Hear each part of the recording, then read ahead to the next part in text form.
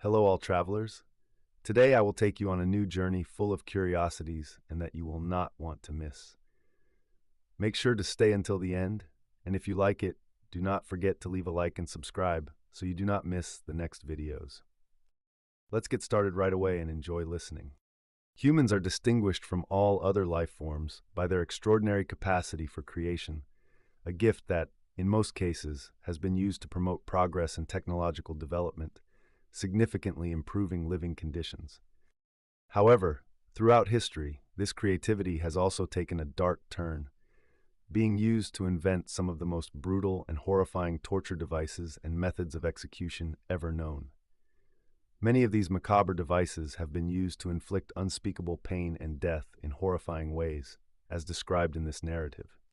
One of the most emblematic examples of such cruel ingenuity is the brazen bull, conceived by the Greek sculptor Paralaus of Athens between 570 and 550 BC for the tyrant Phalaris, who ruled the Sicilian city of Acragas.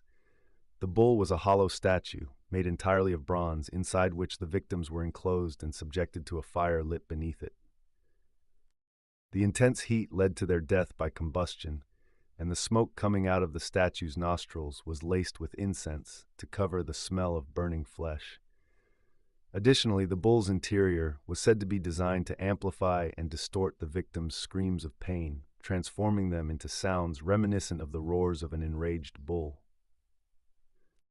This method of torture was not limited to the Greeks.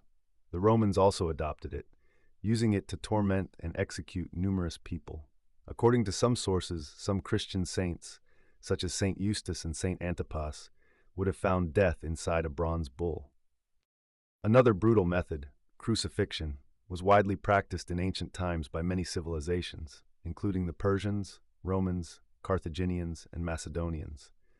Probably introduced by the Assyrians and Babylonians around the 6th century BC, crucifixion was used for over 1,000 years as one of the most humiliating and painful forms of execution. The victims were first stripped naked and publicly whipped, suffering profound humiliation, then forced to carry the crossbeam to the place of execution. There, they were tied or nailed to a cross-shaped structure, which was erected to let them die slowly by asphyxiation or pure physical exhaustion. Crucifixion was finally abolished by Emperor Constantine in the 4th century AD, out of respect for the figure of Jesus Christ, who had suffered the same fate. Although it is a matter of debate whether this method of torture actually existed or is merely a figment of literary imagination, the ritual known as the blood eagle was first mentioned in late skaldic poetry. In this practice, the victim was laid face down and held alive while the back was cut open. The ribs were separated from the spine, and the lungs were pulled out through the opening, giving the appearance of bloody wings.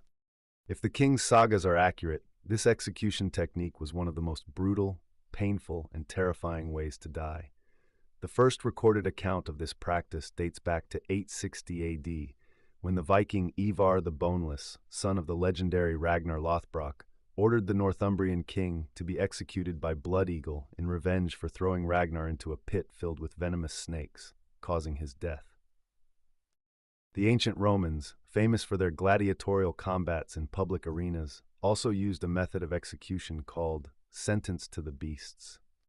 This type of execution was not only used to punish criminals, but was also a form of entertainment for the Roman masses. The victims, often considered the worst criminals, such as murderers, runaway slaves, or rebels, were thrown into the arena without any weapons of defense. Afterwards, lions, tigers, leopards, and other exotic big cats were released to attack them. The animals would quickly kill the victim and immediately move on to the next. The record for victims killed by a single lion in an event in the Colosseum seems to be 200. Another cruel method of execution, common in ancient times, involved forcing the condemned to swallow molten, red-hot metal. The victim was restrained or tied up while his mouth was forced open and boiling metal was poured down his throat, causing devastating damage to internal organs and blistering of the lungs, leading to almost immediate death. In 1550, the Andean Shuar tribe in present-day Peru captured a Spanish governor and executed him by pouring molten gold down his throat. A similar fate befell the Roman general Marcus Licinius Crassus, captured by the Parthians, who fed him molten gold to symbolize his lust for wealth. In ancient Israel, Mosaic law required this method to be applied for 36 crimes, including adultery with the daughter of a member of the priesthood, which was punishable by molten lead. Considered one of the worst torture methods of antiquity, the so-called rat torture consisted of placing a hungry rat inside a bucket positioned on the victim's stomach or bare chest. The bucket was then heated externally with embers, and the animal, in panic, tried to escape by biting and digging into the victim's flesh. The rat made its way inside the body, causing unbearable agony. In addition to the physical pain, the victim also had to endure the psychological terror of feeling the squealing, writhing creatures burrow into their entrails as they neared death.